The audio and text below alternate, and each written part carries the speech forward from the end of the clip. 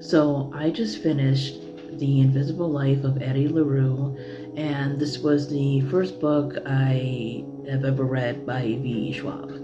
I've heard about this author. I know sometimes she goes by her full name, which I think is Victoria, but I think it's usually the initials. And I knew that she wrote fantasy. I had heard adult and YA.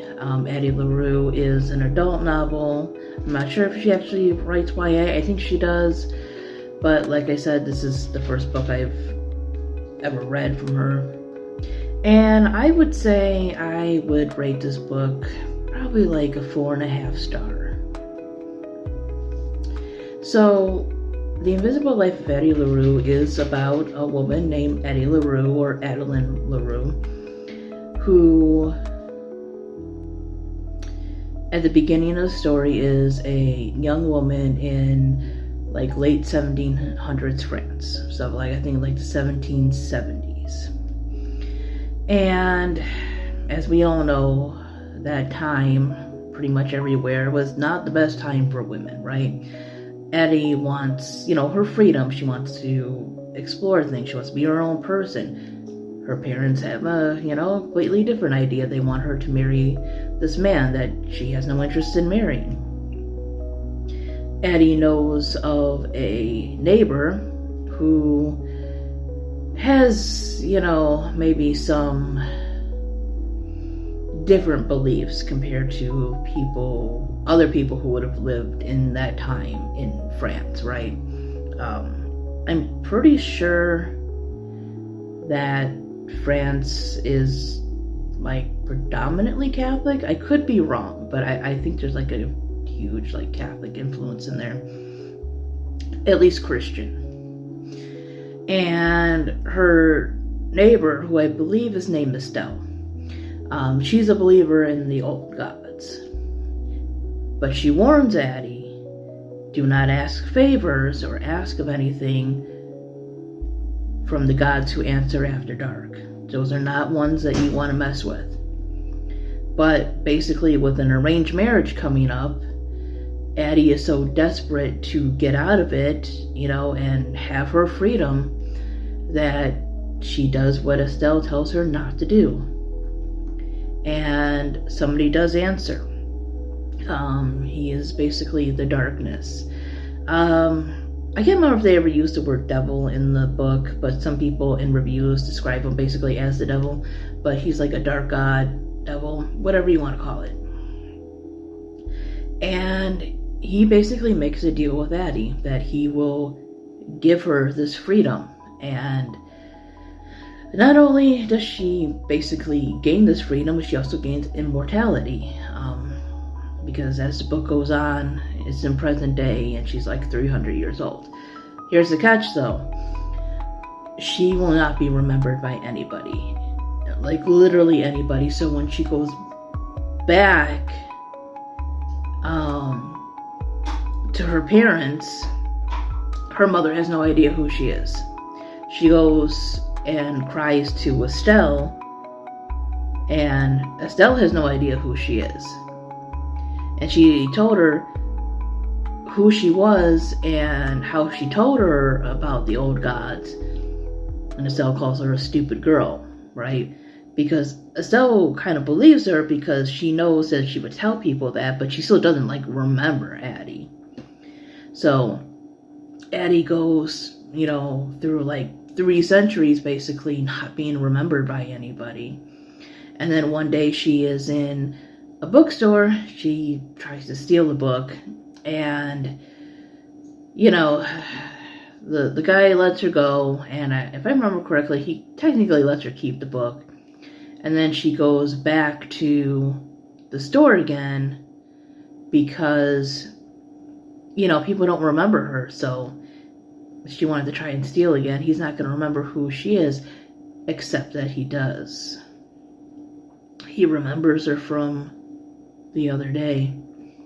And that's pretty much where the story takes off. So the story flips back and forth between the 1700s and the present day and some other times in history. So the things that I did like about this book is I like the writing style. I think I will pick up another V. Schwab book. I thought the characters were interesting to a degree. Obviously, I like the concept of the story. I thought that was like interesting, intriguing. What I didn't like, and some people have brought this up, is some parts were a little bit repetitive.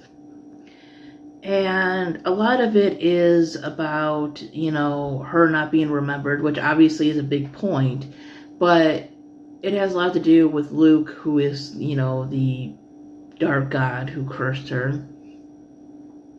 And, him basically not being human, and how he cursed her and wronged her and all that other stuff, which, yeah, that has to come up because it's a big part of the story.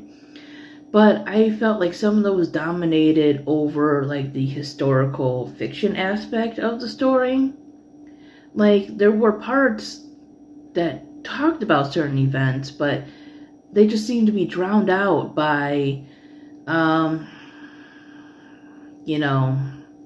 her kind of being depressed about not being remembered, which, again, I get is a big point of the story, but I just wish some other things were a little bit more memorable in the book.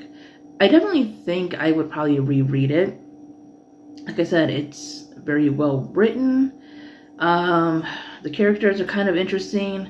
I say kind of, it's just because, like, I feel like outside of their situations, we don't really know them that much. And if it was talked about, because I listened to the audiobook, so, I mean, when I do that, I'm kind of doing other things too, so there might have been something I didn't pick up. But at the same time, there was nothing listening that really caught my attention to, like, really, really pay attention in a lot of aspects. I just felt like we didn't really get to know the characters very much, and it's a very character-driven book. Like I said, I still gave it like a 4.5 stars, like 4.5. Maybe upon a reread, it could be a 5-star. It's not a bad book. I just wish for all that we got, we would have gotten more in certain areas. I would have really liked for some of the historical things to stick out more. Because from what I remember, what people have talked about, like, she's lived 300 years, but she's pretty much only really been to, I think, Europe and, like, America. That's, like, mainly what is talked about. So again, if she went to any other place, Asia, Africa, there wasn't enough of it for you to really remember anything about it.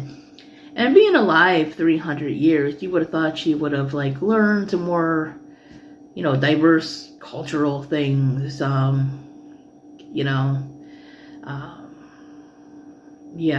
just thought there could have been a little bit more than just her not being remembered and stuff.